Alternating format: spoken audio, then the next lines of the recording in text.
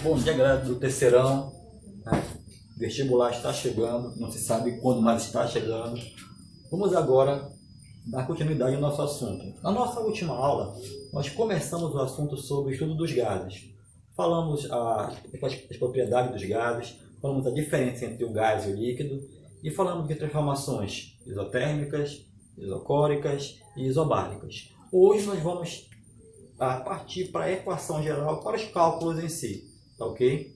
Então vamos lá. Na nossa última aula, nós vimos o seguinte. Nós temos um êmbolo móvel, tá? Há um sistema isolado, onde eu não vou perder esse conteúdo de gás para o meio exterior.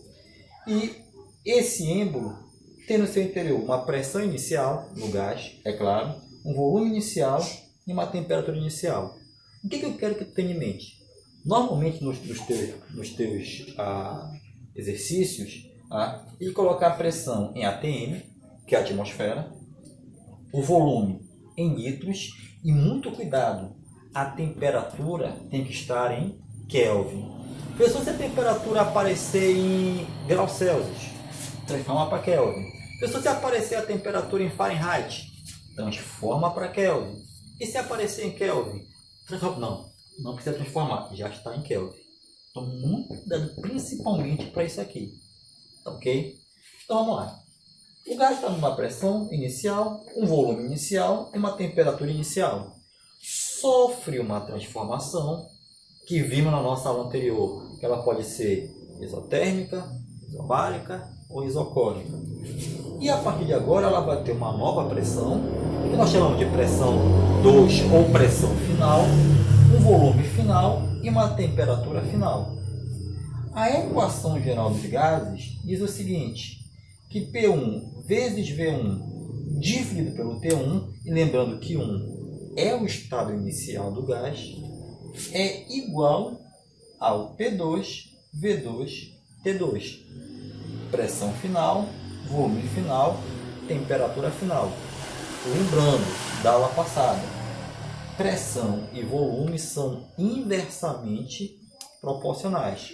Se um aumenta, o outro diminui. Mas nós vimos também na nossa última aula esses três tipos de transformações: isocórica, isobárica, isotérmica. Relembrando, se eu tenho a palavra iso, iso quer dizer constante, igual.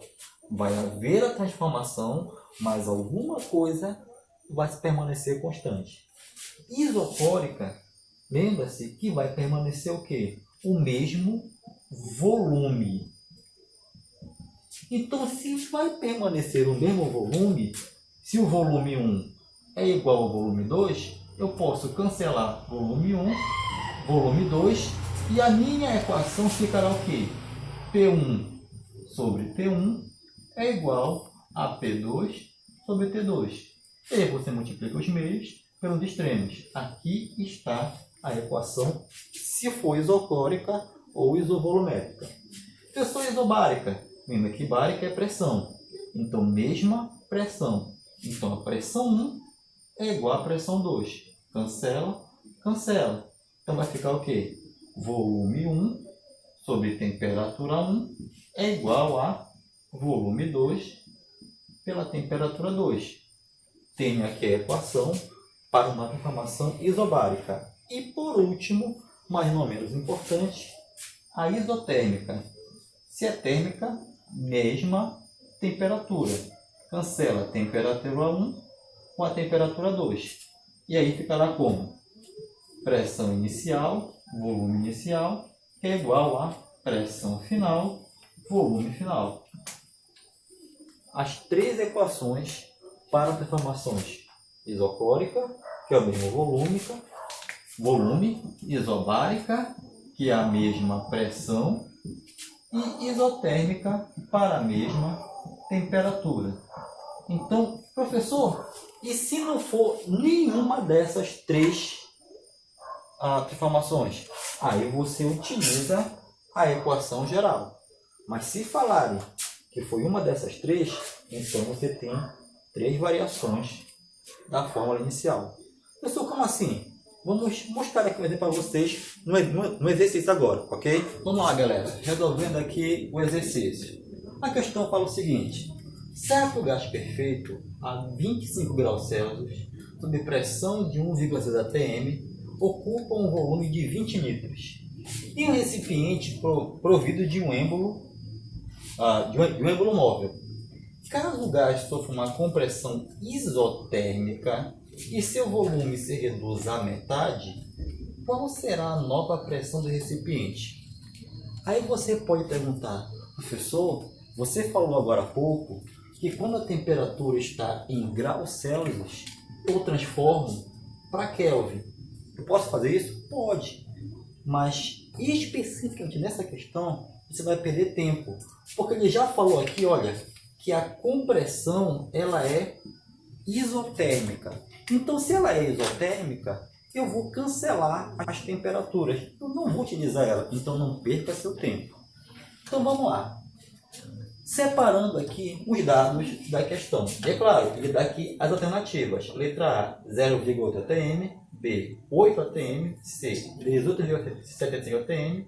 32 e 3,2 atm. Vamos lá.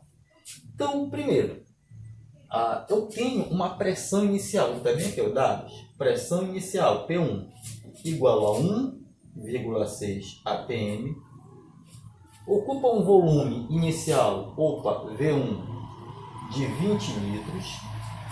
Em um recipiente de êmbolo móvel, caso o gás sofra uma compressão isotérmica, então já vou cancelar as temperaturas, e seu volume se reduz à metade. Então, se o volume era 20, se ele se reduziu à metade, ele foi para 10 litros. Qual será a sua nova pressão? Então, ele quer saber qual é a pressão 2.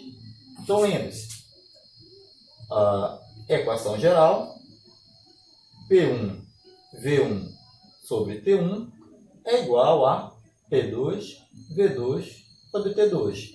Mas como a compressão é isotérmica, cancela o T1 com o T2. E eu trabalho só com os valores de cima. Pressão inicial, eu sei que ela vale 1,6. Volume inicial, 20 litros. Pressão final, eu quero saber quanto é. E volume final, 10 litros. 1,6 vezes 20, tá?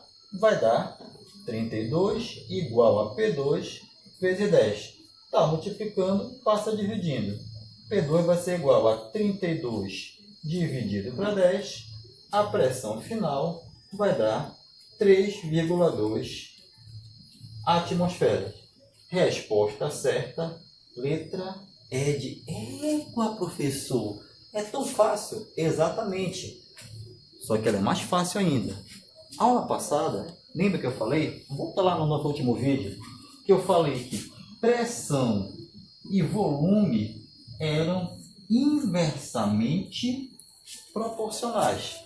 Se um aumenta, o outro diminui proporcionalmente. Olha o que ele falou na questão, que o volume se reduza à metade.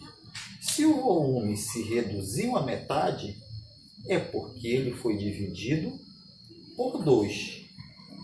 Se o volume foi dividido por 2, a pressão, que é o inverso, vai ser o quê? Multiplicado por 2. E se a pressão era 1,6 e eu multiplicar por 2, vai dar quanto? 3,2 atm. Então, cuidado. Sempre que a questão envolver isotérmica, ou seja, que eu vou trabalhar só com pressão e volume, se você prestar atenção e pegar aqui a matrix do que aconteceu com um, com o outro aconteceu a mesma coisa, só que ao inverso. Ok?